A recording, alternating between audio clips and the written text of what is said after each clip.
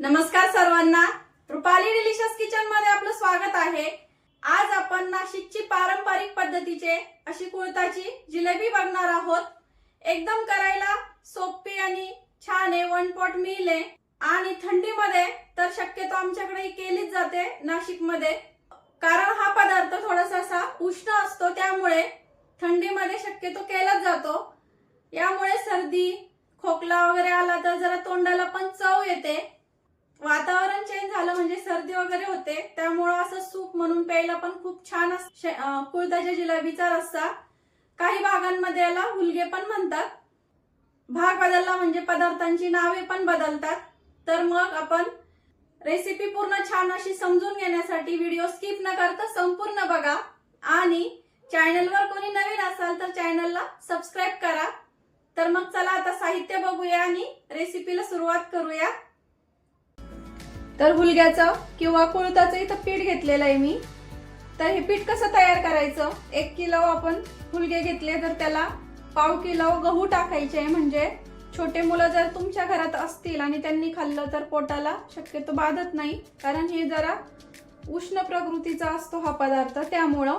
पण थंडीत शक्यतो काही होत नाही कोणाला, छोटे असो किंवा मोठे, कारण थंडीमध्ये तर हे खरं औषध म्हणून खाल्लं जातं। थंडी आणि सर्दी आणि खोकला वगैरे झाला नाही, याचं सूप खूप गुणकारी आहे। थंडीत छान असं बाहेर थंडी आणि याचं गरम गरम सूप पण खूप छान लागतं। तर मी या पद्धतीने असं पीठ तयार केलेलं आहे। त्यासाठी आपण भरपूर अशी हिरवीगार कोथिंबीर इथं मी धुवून घेतली आहे।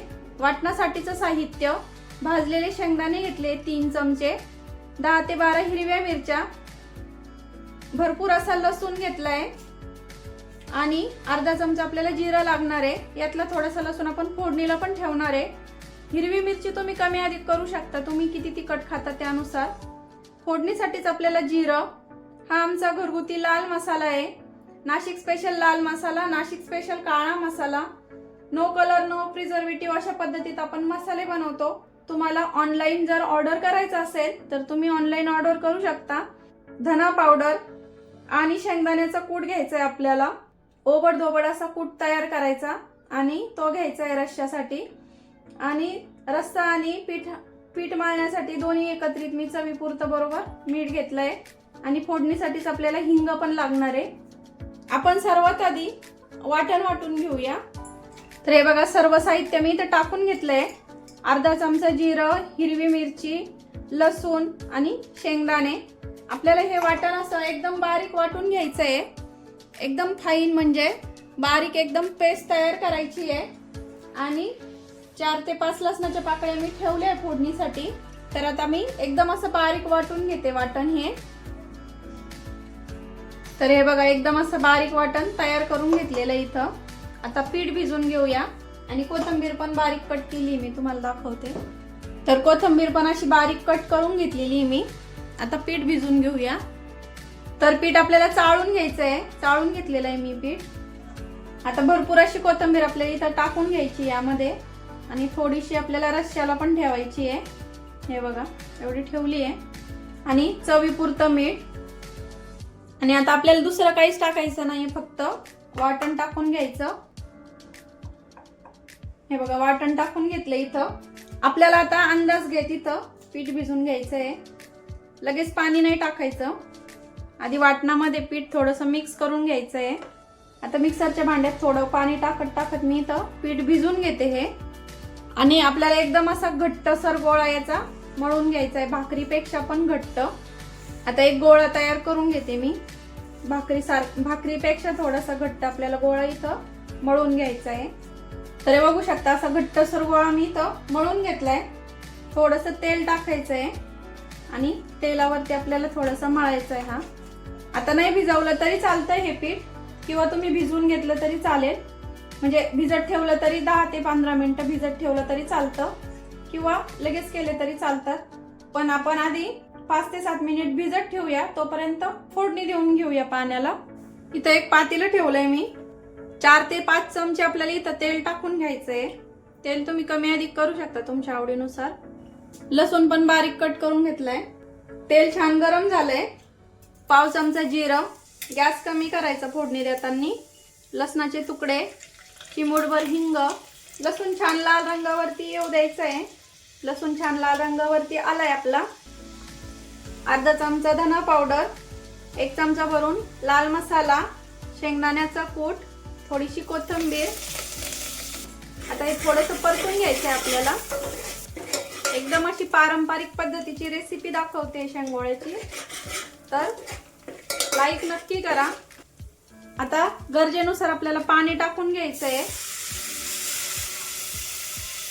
शेंगोळे शिजण्यासाठी भरपूर पाणी लागतं, त्यामुळे मी इथं 4 ते 5 ग्लास पाणी टाकून घेतलंय.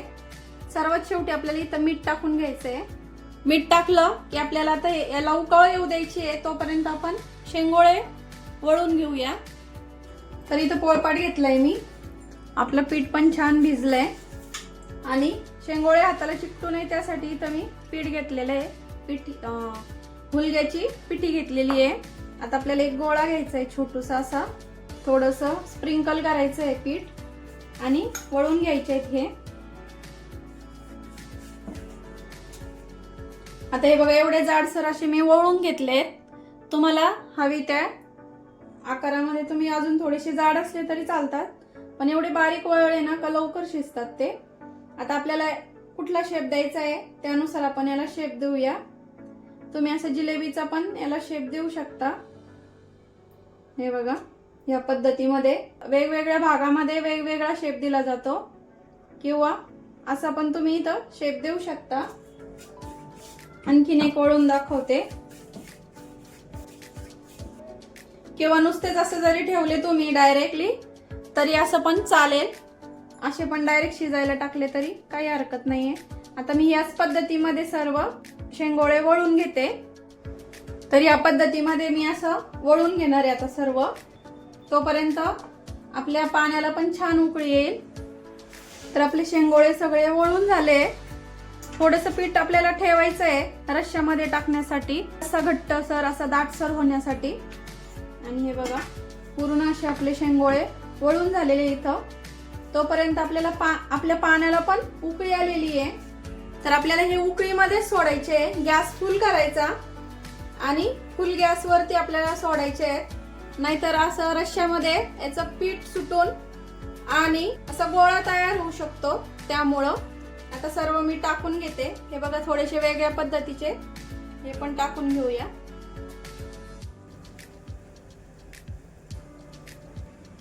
उकळीतच सोडायचे, नाहीतर असं गोळा तयार होऊ शकतो. त्यामुळं पुन्हा सांगते.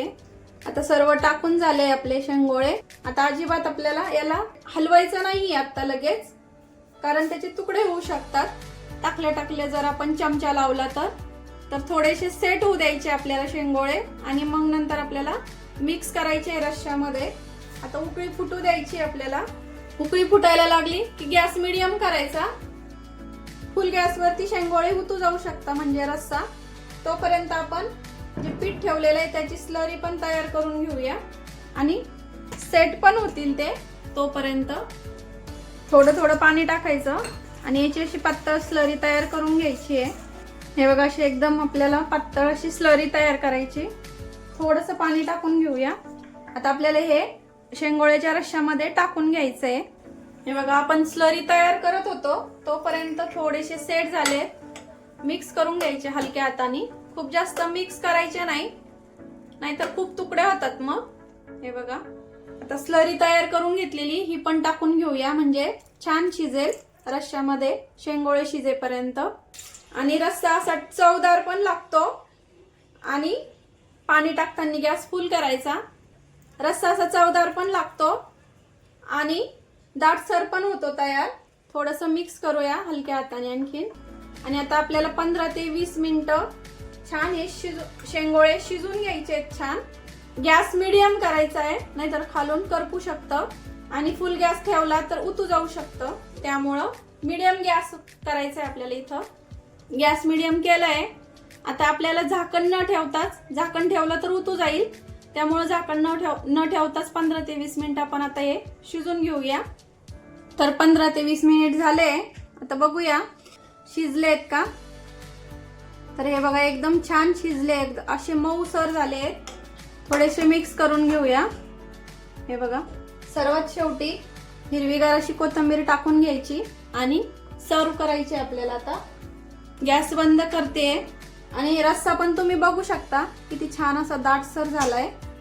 असा रस्सा सूप म्हणून असा पिण्यासाठी एकदम खूप छान लागतो. बाहेर अशी थंडी आणि असं गरमागरम शेंगोळ्याचं सूप खूप छान. तर आता सर्व करून घेऊया.